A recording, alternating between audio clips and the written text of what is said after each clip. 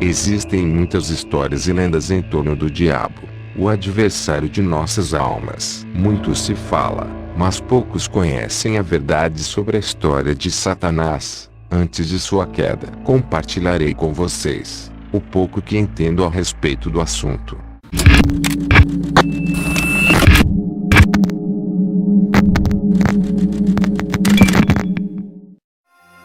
Existem muitos textos bíblicos falando de Satanás, ou diabo. Além destes nomes, o diabo também é chamado de sedutor de toda a terra, príncipe das potestades dos ares, príncipe deste século, príncipe da Pérsia, grande dragão, antiga serpente, enfim, muitos são os adjetivos que a Bíblia atribui a Satanás. Este ser maligno também é muito conhecido pelo seu suposto nome angelical. Antes de sua rebelião no céu, muitos o chamam de Lúcifer, pois em algumas traduções bíblicas encontramos este termo, como na Vulgata, a versão latina da Bíblia. Entretanto, a palavra Lúcifer vem da junção das palavras latinas lux, ferro, que significa carregar luz, ou seja, a palavra Lúcifer não é um nome próprio. No original, o termo usado para descrever a passagem de Isaías 14:12 é Elel Ben Shachar, que significa aquele que brilha, filho da alvorada. Então, se existia um nome específico para o diabo antes de sua queda, não foi da vontade de Deus nos revelar. Um outro engano é crer que Satanás está no inferno, ou é rei do inferno, ou acreditar que ele e seus anjos já foram expulsos dos céus e lançados na terra. Pelo contrário, o diabo reina nesta terra, e ele e seus anjos transitam entre a terra e os céus. Vejamos alguns textos. Num dia em que os filhos de Deus vieram apresentar-se perante o Senhor, veio também Satanás entre eles. Então, perguntou o Senhor a Satanás: de onde vens? Satanás respondeu ao Senhor e disse: de rodear a terra e passear por ela. Perguntou ainda o Senhor a Satanás: observaste o meu servo Jó? Porque ninguém há na terra semelhante a ele, homem íntegro e reto, temente a Deus e que se desvia do mal. Então, respondeu Satanás ao Senhor: porventura, Jó debalde teme a Deus? Acaso não o cercaste com sebe? A ele, a sua casa e a tudo quanto tem, a obra de suas mãos abençoaste, e os seus bens se multiplicaram na terra. Estende, porém, a mão, e toca-lhe em tudo quanto tem, e verás se não blasfema contra ti na tua face. Disse o Senhor a Satanás: eis que tudo quanto ele tem está em teu poder, somente contra ele não estendas a mão. E Satanás saiu da presença do Senhor. Jó 6-12. O livro de Jó é o livro mais antigo da Bíblia, e no texto de Jó 6-12, é dito que em uma das reuniões dos filhos de Deus diante do Criador, apareceu também Satanás. E querendo ou não, também é filho de Deus. E muito provavelmente, ele não entrou lá de penetra, pois no capítulo 2 de Jó, versos de 1-7, ocorre uma nova reunião entre os filhos de Deus e o Senhor. E é dito novamente que Satanás veio se apresentar diante do Senhor. Ou seja, já no tempo de Jó, mesmo após sua rebelião, Satanás ainda tinha acesso aos céus. Um outro texto interessante é o diálogo entre Jesus e Satanás, no deserto. Veja, e, elevando-o, mostrou-lhe, num momento, todos os reinos do mundo. Disse-lhe o diabo: dar-te-ei toda esta autoridade, e a glória destes reinos, porque ela me foi entregue, e a dou a quem eu quiser. Portanto, se prostrado me adorares, toda será tua. Mas Jesus lhe respondeu: está escrito: ao Senhor, teu Deus, adorarás, e só a ele darás culto. Lucas 4:5-8. No texto, vemos o diabo apresentando-se diante de Jesus como rei deste mundo, e oferecendo a glória dos reinos a Jesus Cristo, em troca de adoração. O diabo não mentiu nesse texto. Todo o domínio do mundo foi entregue a ele, no jardim do Éden. Ali, ele insinuou que Deus governava mal, já que privava Adão e Eva o primeiro homem e a primeira mulher, de algo bom. Segundo Satanás, Adão e Eva seriam libertados se comessem do fruto proibido por Deus. Ficariam livres de Senhor, independentes. Seriam como o próprio Deus. Com essa mentira, seduzindo Eva, e por intermédio dela, induzindo Adão a violar a lei de Deus. Satanás pôs o primeiro casal humano sob sua liderança e controle. Assim o diabo tornou-se seu Deus, um Deus em oposição ao Senhor. O que conseguiram, porém, não foi libertação, foi escravidão a Satanás, ao pecado e à morte. Alguns usam o texto que está no Evangelho de João capítulo 12, verso 31, para justificar uma possível queda de Satanás dos céus. Veja, chegou o momento de ser julgado este mundo, e agora o seu príncipe será expulso. João 12:31. Muitos usam este texto para afirmar que Satanás está preso. Entretanto, vemos em vários outros textos bíblicos, e pelos noticiários, que isso ainda não ocorreu. De fato, chegou o tempo de ser julgado este mundo, porque Cristo estava conosco, estava para cumprir o seu propósito na terra. E a expressão, será expulso o príncipe deste mundo, é porque Jesus veio para desfazer as obras de Satanás, e esse poder, ele também concedeu à sua igreja. Mas, o tempo de Satanás ser expulso do céu e deste mundo ainda não ocorreu. E isso acontece em duas etapas. Primeiro, o diabo é expulso do céu e lançado na terra. Como diz em Apocalipse 12 verso 9. Ele e seus anjos são expulsos do céu e lançados na terra. E sabendo que pouco tempo lhe resta, ele irá perseguir o povo de Deus. E a segunda etapa é quando ele, Satanás, é preso e amarrado por 1000 anos, na vinda de Jesus Cristo, como está escrito em Apocalipse 20 verso 2.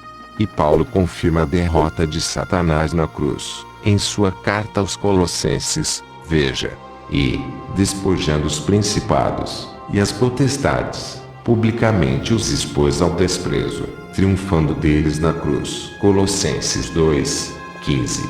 Um outro texto que nos indica que Satanás não está preso, tampouco está no inferno, mas que confirma que Satanás ainda habita as regiões celestiais, é o texto de Efésios 6 verso 12.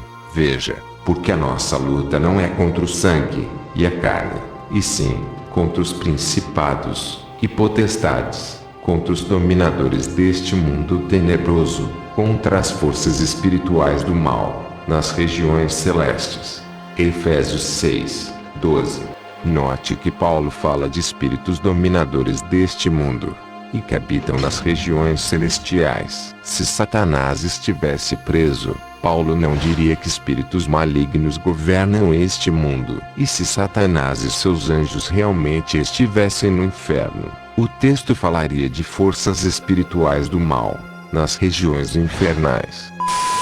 Para muitas pessoas, Satanás, antes de sua queda, era um arcanjo. Essa é a ideia que filmes e séries sempre passaram para o público. Isso levou muitas pessoas a crer da mesma maneira. Entretanto, em Ezequiel 28, verso 14, vemos que tipo de anjo Satanás era. O diabo, antes de sua rebelião, era um querubim da guarda, ungido. Veja, tu eras querubim da guarda, ungido, e te estabeleci. Permanecias no monte santo de Deus, no brilho das pedras andavas. Ezequiel 28:14. Então, vemos pelo texto que a história não é como Hollywood costuma contar. Parece que eles gostam de exaltar Satanás a um nível no qual ele não se encontra. Agora, fica a pergunta: qual era a função de Satanás no céu? Eu já ouvi muitos pastores dizendo que Satanás era regente do coral celestial, como se ele fosse uma espécie de superstar, onde nada acontecia sem que primeiro ele chegasse. O problema é que eu procurei tal informação na Bíblia e não encontrei, mas eu encontrei a base que eles usam para sustentar essa teoria, e encontra-se no texto de Ezequiel 28, verso 13. O problema deste texto está em algumas traduções. Em alguns casos as traduções divergem. Veja: estiveste no Éden, jardim de Deus, tu te cobris de toda pedra preciosa, a cornalina, o topázio, o ônix, o crisólito, o berilo, o jaspe, a safira, o carbúnculo e a esmeralda. De ouro foram feitos os teus tambores e as tuas flautas. Eles foram preparados no dia em que foste criado. Ezequiel 28:13. Agora, veja uma outra tradução. Estavas no Éden, jardim de Deus. De todas as pedras preciosas te cobrias: o sárdio, o topázio, o diamante, o berilo, o ônix, o jaspe, a safira, o carbúnculo e a esmeralda. De ouro se te fizeram os engastes e os ornamentos. No dia em que foste criado, foram eles preparados. Ezequiel 28:13. A meu ver, a segunda tradução é a mais fiel ao texto, pois o versículo está tratando das vestimentas de Satanás. As pedras preciosas eram ornamentos de suas vestes. Todas estas pedras preciosas eram encaixadas em suas vestes. Por este motivo, a meu ver, a segunda tradução faz mais sentido. E através destas pedras preciosas que enfeitavam a roupagem de Satanás no texto, é que conseguimos ter uma noção da possível ocupação do diabo antes de sua queda. No livro do Êxodo, em todo o capítulo 28, fala de como deveriam ser feitas as roupas sacerdotais, porque eram roupas especiais, que apenas os sacerdotes poderiam usar para ministrar no tabernáculo. Veja o texto do Êxodo 28, do verso 15 ao 21. Farás também o peitoral do juízo, de obra esmerada, conforme a obra da estola sacerdotal o farás, de ouro, e estofo azul, e púrpura, e carmesim, e linho fino retorcido farás, quadrado e duplo. Será de 1 palmo o seu comprimento, e de 1 palmo a sua largura. Colocarás nele engaste de pedras, com 4 ordens de pedras. A ordem de sárdio, topázio e carbúnculo será a primeira ordem. A segunda ordem será de esmeralda, safira e diamante. A terceira ordem será de jacinto, ágata e ametista. A quarta ordem será de berilo, ônix e jaspe.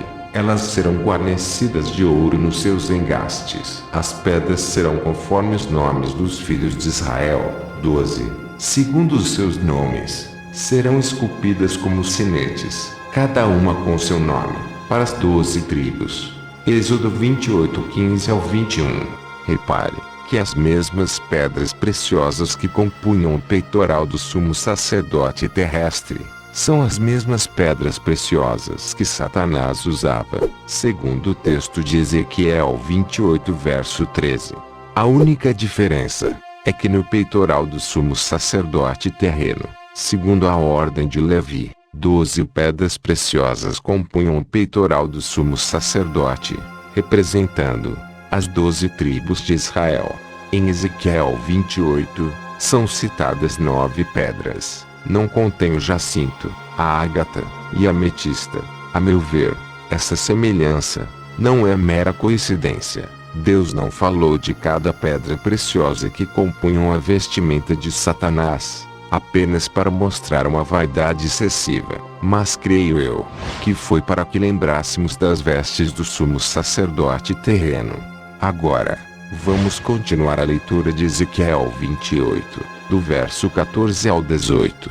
Veja: tu eras querubim da guarda ungido, e te estabeleci, permanecias no monte santo de Deus, no brilho das pedras andavas, perfeito eras nos teus caminhos, desde o dia em que foste criado até que se achou iniquidade em ti. Na multiplicação do teu comércio, se encheu o teu interior de violência, e pecaste, pelo que te lançarei, profanado, fora do monte de Deus e te farei perecer, ó querubim da guarda, em meio ao brilho das pedras. E levou-se o teu coração por causa da tua formosura, corrompeste a tua sabedoria por causa do teu resplendor. Lancei-te por terra, diante dos reis te pus, para que te contemplem. Pela multidão das tuas iniquidades, pela injustiça do teu comércio, profanaste os teus santuários. Eu, pois, Fiz sair do meio de ti um fogo, que te consumiu, e te reduzi a cinzas sobre a terra, aos olhos de todos os que te contemplam. Ezequiel 28, 14 a 18. Outro ponto interessante está no verso 14 de Ezequiel 28, quando diz: Tu eras querubim da guarda ungido. Este termo ungido faz referência a um ser consagrado, um Messias. Uma outra referência a um sacerdócio encontra-se no verso 18, quando diz: Pela multidão das tuas iniquidades, pela injustiça do teu comércio, profanaste os teus santuários. Profanaste os teus santuários, faz mais uma alusão a um sacerdócio. E Satanás contaminou-se pela multidão das suas iniquidades, e pela injustiça de seu comércio. Este termo comércio, creio que faz uma alusão ao seu engrandecimento, seu aumento de poder, contaminando outros anjos e se tornando um líder, como queria. Nem todo mundo acredita que essa passagem de Ezequiel 28 do verso 12 ao 19, e também a passagem de Isaías 14, do verso 12 ao 16, estejam realmente falando de Satanás, pelo fato de que ambas as profecias estão direcionadas a um homem poderoso da época. No caso de Ezequiel 28, a profecia é direcionada ao rei de Tiro, enquanto que em Isaías 14, está direcionada ao rei da Babilônia.